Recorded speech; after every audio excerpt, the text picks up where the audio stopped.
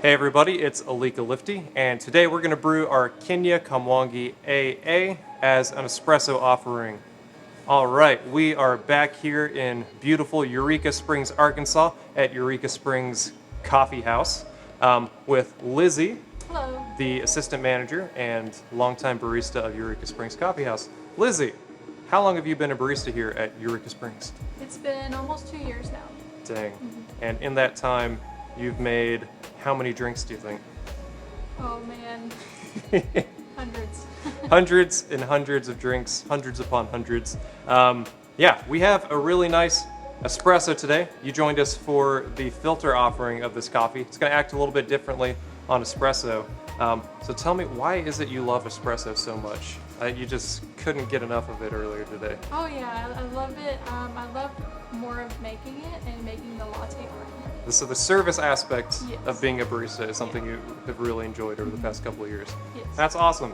Yeah, this coffee is pretty fun. It is definitely, as I've said before, especially recently with some of these coffees, this is definitely an adventurous espresso. It's very bright. It's still sweet, but it is very bright. This Kamwangi on espresso, we're going to be brewing really similar to the way you have brewed some things in-house.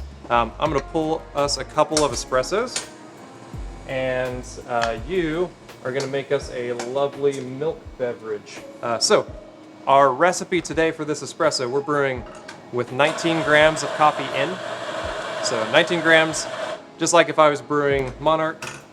And then we're going to pull around 50 milliliters out, which is about that 2-ounce mark. And this should take around 24 seconds. So it is short, but pulling this coffee longer, like we did the Tanzania and the recent Ethiopian coffee, was just kind of really, really funny. So you have gotten to use a couple of different machines over this time period, right? Yeah. Right now we're using this Espresso machine.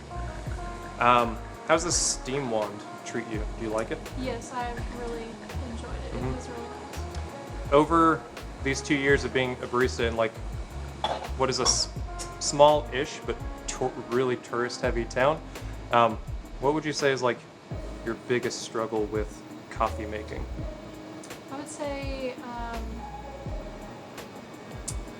struggle a little bit with getting them out a little bit because we only have 2 of the. Oh, so like speed. Yeah. Yeah. We only have 2 of them, so. Yeah, people kind of come in waves. Yeah. And kind of running through town.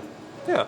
All right, we have got this espresso now. So when this coffee is on espresso, if it pulls too fast, it's really bright, really tart.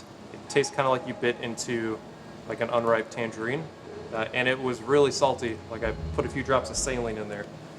When it pulls too long, then it becomes really bitter and drying, like you bit into the rind of a tangerine. Also not very good. But when we are balanced, the shot was pretty nice. It is still very bright tangerine, but nice maple sweetness. We lose some of the banana that we had in filter. If anything, I'd say it's more like young banana in espresso, but yeah, very nice. And then in milk, banana comes back along with that maple, and we get to hide some of the acidity. And so, in a latte, why don't you steam us up a latte for us? That lactose, the fat's going to cover up some of that acidity. We're going to get a really nice milk beverage. Let's do it.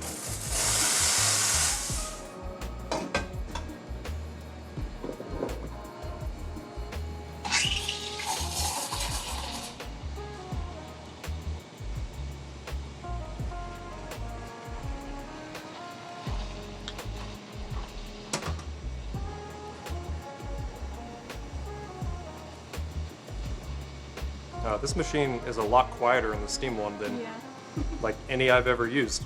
That's pretty crazy. That was excellent form. Thank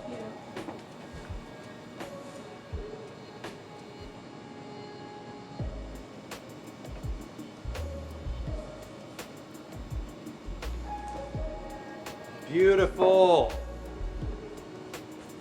So if you are gonna move this espresso on bar, I definitely recommend milk beverages to kind of hide some of that acidity. It's gonna make it much more approachable than the straight espresso. But for those adventurous patrons, this bread espresso is gonna be right up their wheelhouse. Thanks for joining. Anything you want to say? No, I think Serve and enjoy. serve and enjoy. Yeah. And thank you. That is a great pedestal of art. Look at that. We got some wraps in that ripples.